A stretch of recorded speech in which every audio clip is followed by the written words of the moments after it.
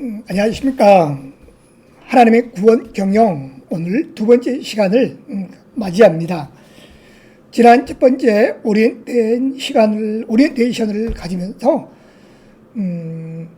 이스라엘 백성들을 향한 하나님의 구원 경영의 핵심적인 말씀을 한 구절, 두 구절로 나누었습니다.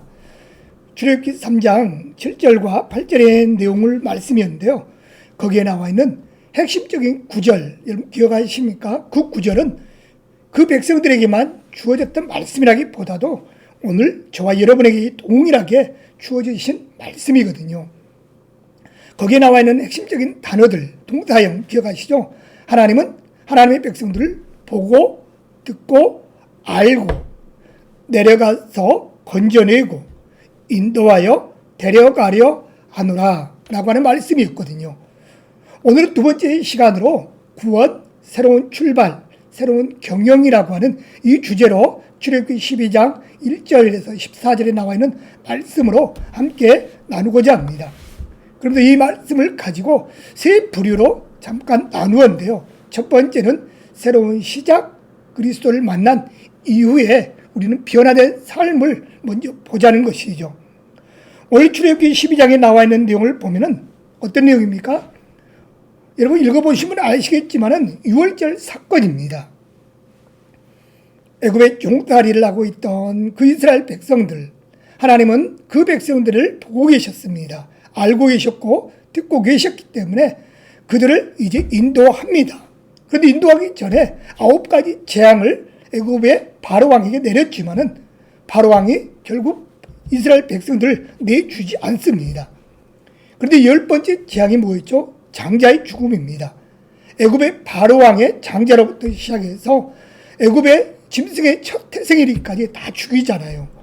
하지만 이스라엘 백성들은 장자들은 삽니다. 그리고 이스라엘 백성들의 짐승의 첫 태생들은 다 삽니다. 왜 그랬습니까? 양의 피를 문설주와 임방에 바름으로써 죽음의 사자가 지나가는 이런 모습으로 살게 되죠. 죽을 수밖에 없었지만 살아났다는 것입니다. 무엇이죠? 새로운 피조물이 되었다는 것이죠. 그러므로 새로운 피조물의 삶이 우리는 어떠해야 되는지, 저와 여러분은 새로운 피조물로서 어떤 신분의 삶을 오늘 또 살아가야 되는지 우리 먼저 함께 생각해 볼 수 있길 바랍니다. 그렇다면 먼저 나는 언제 거듭났습니까? 이라는 질문입니다. 여러분 거듭남의 뜻 어떤 뜻이죠? 다시 태어나다 라는 의미를 가지고 있습니다. 바울은 다메섹 도상에서 예수 그리스도를 만남으로 말미암아 그의 모습은 새롭게 태어납니다. 여러분 베드로 아시죠? 예수님의 수제자입니다. 그러나 수제자였지만은 그가 다시금 진정한 제자의 모습으로 예수님의 사명을 감당했던 건 언제입니까?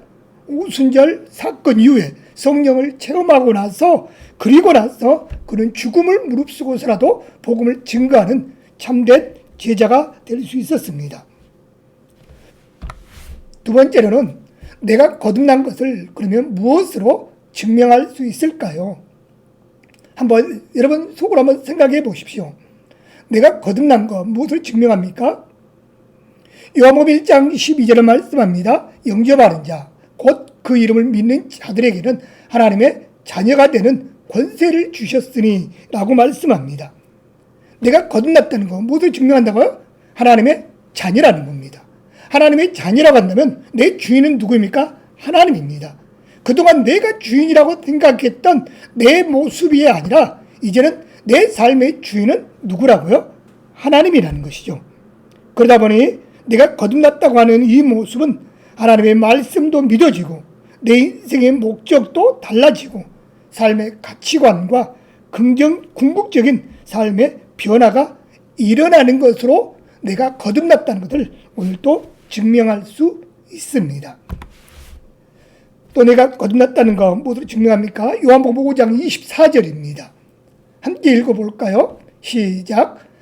내가 진실로 너희에게 이르노니 내 말을 듣고 또 나 보내신 이를 믿는 자는 영생을 얻었고 심판에 이르지 아니하나니 사망에서 생명으로 옮겼느니라. 아멘. 거듭났다는 게 뭡니까? 영접함과 동시에 우리는 영생을 얻었다고 하는 사실입니다. 여러분, 구원은 세상 끝날 때 받는 것이 아니라 이미 내가 예수 그리스도를 믿을 때 우리는 이미 구원 받았습니다. 아멘. 내가 예수 그리스도를 믿을 때 우리는 구원받은 백성으로 오늘도 우리는 살고 있는 겁니다. 세 번째는요, 내가 거듭난 것, 여러분 어떻게 증명할 수 있습니까? 로마서 10장 9절에서 10절 말씀입니다. 함께 읽어볼까요? 시작. 내가 만일 내 입으로 예수를 주로 시인하며 또 하나님께서 그를 죽은 자 가운데서 살리신 것을 내 마음에 믿으면 구원을 받으리라. 사람이 마음으로 믿어 의에 이르고 입으로 시인하여 구원에 이르느니라. 아멘. 내가 거듭난 거 어떻게 증명하면서 산다고요? 입술로 주님을 시인하며 사는 겁니다. 입술로 주님을 고백하며 사는 겁니다. 내가 마음으로 믿는다면 오늘도 내가 입술로 마음껏 시인하면서 오늘도 구원받은 하나님의 백성임을, 거듭났고 새로운 피조물임을 오늘도 증명하며 살아갈 수 있다고 하는 사실이죠. 두 번째로 새로운 경영입니다. 오늘 본문의 사건을 통해서 계속 말씀하는 겁니다. 새로운 경영을 볼까요? 새로운 경영은 뭡니까? 공급하는 음식과 음료로 우리는 함께 볼 수 있습니다. 여러분, 본능에 사는 사람은요, 이전보다 밝은 미래가 없다고 하는 사실이죠. 구원받는 하나님의 자녀들은요, 본능대로 주어지는 환경대로 살지 않고 이제는 하나님께서 이끄시는 대로 순종하며 그 순종의 삶으로 살아간다고 하는 사실입니다. 즉, 내 방법대로 사는 것이 아니라 하나님의 방법대로, 하나님의 원하신 대로 오늘도 우리는 살아가야 합니다. 구원받은 하나님의 자녀들, 본능과 욕구가 아니라 하나님의 방식대로 우리는 살아가야 됩니다. 그러기 위해서는 어떻게 할까요? 우리의 옛 삶을 버려야겠죠. 우리는 새 사람이 되기 위해서 늘 힘이 필요합니다. 이스라엘 백성들은 애굽에서 떠난 날 양고기를 먹습니다. 여러분, 양고기는 뭘까요? 바로 예수 그리스도를 상징합니다.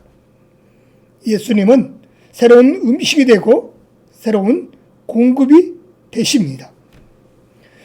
그러므로 우리는 우리의 인생을 풍요롭게 하고 행복하게 하는 공급원이 무엇인지 날마다 점검하고 새로운 양식을 준비하며 살아가야 되겠습니다. 그렇다면 새 사람에게 맞는 우리는 양식, 과연 어떤 새 양식을 준비하며 살아가야 할까요? 첫째는 문설주와 임방에 피를 발랐습니다. 그렇죠. 성경에 보면요. 피를 발라야 했던 이유는 그렇다면 과연 무엇일까요? 다시 한번 질문해 봅니다. 문설주와 임방에 피를 발랐습니다. 그 피를 발라야 했던 이유가 무엇입니까? 레위기 17장 11절에 나와 있는 말씀입니다. 함께 읽어보겠습니다. 시작. 육체의 생명은 피에 있음이라. 내가 이 피를 너희에게 주어 제단에 뿌려 너희의 생명을 위하여 속죄하게 하였나니 생명이 피에 있으므로 피가 죄를 속하느니라. 아멘. 6월절 어린 양은 이스라엘 백성들 집에 장자를 대신해서 죽었습니다. 그리고 그 피를 보고 죽음의 사자는 그 집을 뛰어넘게 되죠. 지나가게 됩니다. 여러분, 신약에서는 어린 양의 피, 누구를 이야기하죠? 우리의 죄를 짊어지시기 위해 오신 예수 그리스도의 보혈을 상징합니다. 그러므로 예수 그리스도를 믿으면 죽음을 우린 지나갈 수 있죠. 다시 말씀드리면 우리의 영생할 수 있는 이런 은혜, 기쁨을, 천국의 은혜를 맛볼 수가 있다고 하는 사실입니다. 두 번째입니다. 우리는 뭘 먹어야 될까요? 양고기를 먹었습니다. 양고기를 먹는 일, 신약적으로 이해할 때 어떤 행위를 의미할까요? 한번 생각해 보십시오. 성경에 나와 있는 이 사건들을 출애굽기 12장에 나와 있는 이 유월절 사건을 통하여 그들이 양고기를 먹습니다. 양고기를 먹는 일 신학적으로 이해한다면 어떤 행위입니까? 요한복음 6장 55절에서 57절입니다. 함께 읽겠습니다. 내 살은 참된 양식이요 내 피는 참된 음료로다. 새 살을 먹고 내 피를 마시는 자는 내 안에 거하고 나도 그의 안에 거하나니 살아계신 아버지께서 나를 보내심에 내 아버지로 말미암아 사는 것 같이 나를 먹는 그 사람도 나로 말미암아 살리라. 아멘. 죄송합니다. 새 살이 아니고 내 살이겠죠. 내 살을 먹고 옵니다. 여기서 말하고자 하는 본문의 구절은 우리가 언제 이 말씀을 많이 인용합니까? 그렇죠. 성찬식에 참여함으로 주님의 삶에 동참하고 늘 말씀과 기도로 우리의 영적 떡과 음료가 되시는 그리스도를 공급받고 사는 삶을 말하고 있습니다. 여러분, 음식은 체질을 변화시킵니다. 그렇죠? 체질은 또 삶을 바꿀 수가 있고요. 그러므로 말씀과 성령의 역사를 통해 날마다 우리는 그리스도를 공급받아 새로운 차원의 삶을 여러분 살아갈 수 있기를 바랍니다.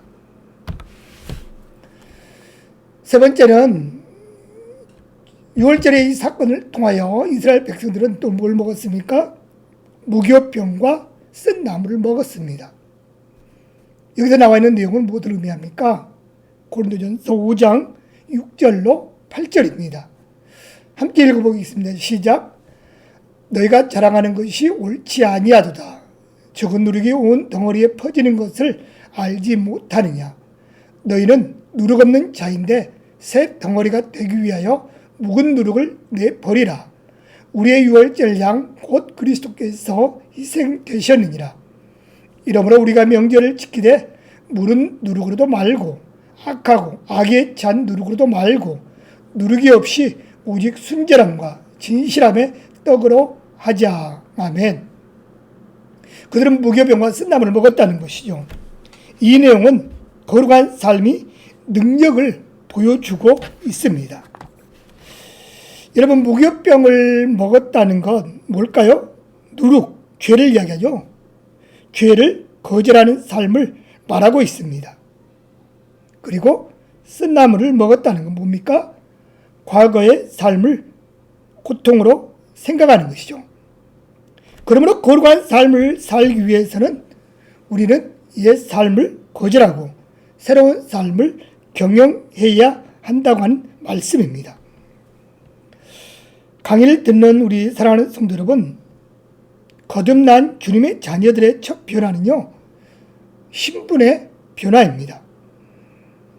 바로의 백성에서 하나님의 자녀로, 사단의 종에서 하나님이 보장하시는 거룩한 나라의 백성으로 우리는 법적 보장을 받았습니다. 우리는 이 일을 교리적으로 칭의라고 표현을 하잖아요. 하지만 우리는 의로워서 아니라 주님이 준비해 주신 의를 통하여 우리가 의롭다고 인정을 받고 있습니다. 그러므로 이제는 구원받는 하나님의 의로운 백성으로 살아야 합니다. 우리는 이 일을 뭐라고 표현하죠? 성화라고 이야기합니다.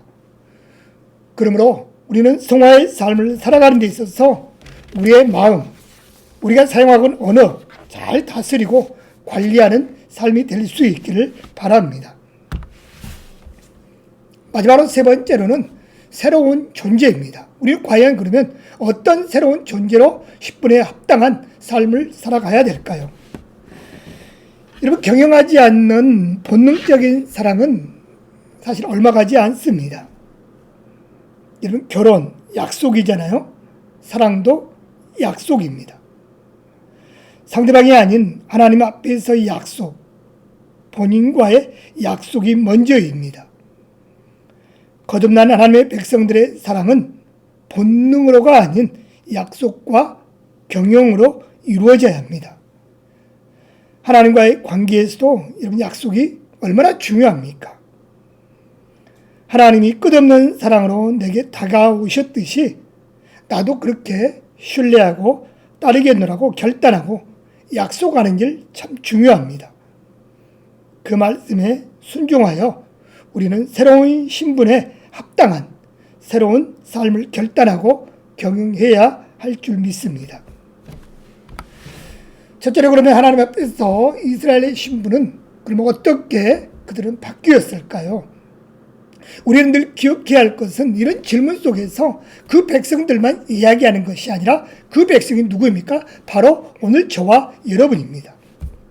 그러면 우리는 이스라엘의 신분은 어떻게 우리는 바뀌었는지 출애굽기 4장 22절에서 23절입니다. 함께 읽겠습니다. 시작. 너는 바로에게 이르기를 여호와의 말씀에 이스라엘은 내 아들 내 장자라. 내가 내게 이르기를 내 아들을 보내주어 나를 섬기게 하라 하여도 내가 보내주기를 거절하니 내가 내 아들 내 장자를 죽이리라 하셨다라 하시니라. 아멘. 하나님의 장자가 되었습니다. 다시 말하면 이스라엘의 신분으로서 이스라엘 백성들은 뭐가 됐다고요? 하나님의 장자가 되었다는 것이죠. 하나님의 아들이 되었습니다. 여러분, 장자는 가족을 책임져야 됩니다. 그렇죠? 가족을 돌봐야 합니다. 장자는요, 상속권이 있고요, 축복권이 있습니다. 그러므로 하나님의 장자가 되었다는 것, 하나님과 동고동락 같이 하는 운명의 한 가족이 되었다는 말입니다. 저와 여러분, 하나님의 장자로서, 하나님의 아들로서, 하나님의 상속권과 하나님의 축복권으로 하나님과 동고동락하는 운명의 가족임을 믿습니다. 두 번째는요, 지금까지 바로에게 속하여 애굽의 국고성 피라미드, 나일강 문화 건축 등을 위한 종으로 살았습니다. 그러나 피의 계약이 맺어진 순간 그들은 하나님을 위하여 살아야 했습니다. 하나님은 그들을 어떤 사람으로 세우십니까? 출애굽기 12장 17절입니다. 보이시죠? 함께 읽어보겠습니다. 시작. 너희는 무교절을 지키라. 이날에 내가 너희 군대를 애굽 땅에서 인도하여 내었음이니라. 그러므로 너희가 영원한 규례로 삼아 대대로 이 날을 지킬지니라. 또한 출애굽기 12장 41절입니다. 함께 읽겠습니다. 130년이 끝나는 그날에 여호와의 군대가 다 애굽 땅에서 나왔은즉. 무엇을 말하고 있습니까? 하나님 그들을 어떤 사람으로 세우셨다고요? 예, 내가 너희를 군대라고 표현했습니다. 사실 우리는 구원받는 순간 종이었지만 구원받는 순간 종이 아니라 아들로 되었습니다. 장자라고 말씀드렸죠. 여기에서는 백성으로만이 아니라 어떻게 표현했습니까? 여호와의 군대로 부르심을 받았다고 합니다. 여러분, 군대가 뭡니까? 군인으로서 훈련하고 가치관이 달라지고 삶의 방향이 달라져야 합니다. 하나님의 나라를 위해서, 교회 공동체를 위해서 그러면서 섬기며 살아가야 한다는 말씀입니다. 마지막으로 세 번째로, 그러므로 이 절기를 우리 잊지 말라고 하신 이유는 과연 무엇일까요? 그러므로 우리는 이 절기, 6월절 절기를 잊지 말아야 하는 이유가 뭐라고요? 출애굽기 12장 14절입니다. 함께 읽겠습니다. 너희는 이날을 기념하여 여호와의 절기를 삼아 영원한 규례로 대대로 지킬지니라. 출애굽기 12장 24절입니다. 시작. 너희는 이 일을 규례로 삼아 너희와 너희 자손이 영원히 지킬 것이니. 아멘. 이 절기를 잊지 말라고 하신 이유가 뭘까요? 여호와의 절기입니다. 영원한 규례가 되기 때문입니다. 그만큼 여호와의 관계 속에 영원한 규례가 되기 때문에 이 절기를 잊지 말라고 말씀을 합니다. 우리는 은혜의 자녀로 하나님이 책임지시는 하나님의 백성, 자녀가 되었다는 사실을 잊지 말아야 합니다. 우리는 우리의 힘으로 살아가는 존재가 아닙니다. 늘 주님의 피의 공로 안에 있습니다. 피로써 모든 문제를 풀어갈 수 있기 때문입니다. 우리의 대장 되신 주님이 먼저 싸우셔서 우리는 십자가로 승리하셨습니다. 그러므로 우리는 항상 피로 싸우는 부전승의 전투를 하고 있음을 기억해야 될 줄 믿습니다. 오늘 모든 성경 공부를 정리하고자 합니다. 여러분, 예수 그리스도의 피가 능력입니다. 출신과 관계가 있는 게 아니고요. 택함받은 혈통적 이스라엘이 피의 이스라엘, 언약의 이스라엘로 바뀌었습니다. 여러분, 신분이 바뀌게 되죠. 그러므로 이제는 하나님을 위해 일하도록 부름받은 제사장 민족이라는 사실을 우리는 결코 잊어서는 안 됩니다. 여러분, 하나님의 백성으로 삶을 관리하고 경영하여 새로운 존재로 살아갈 수 있는 우리 모두가 될 수 있기를 바랍니다. 이번 한 주간도 하나님의 택함받은 백성으로서 하나님의 새로운 피조물로서 여러분이 온전히 하나님의 뜻 가운데 살아갈 수 있는 우리 모두가 될 수 있기를 간절히 바랍니다. 감사합니다.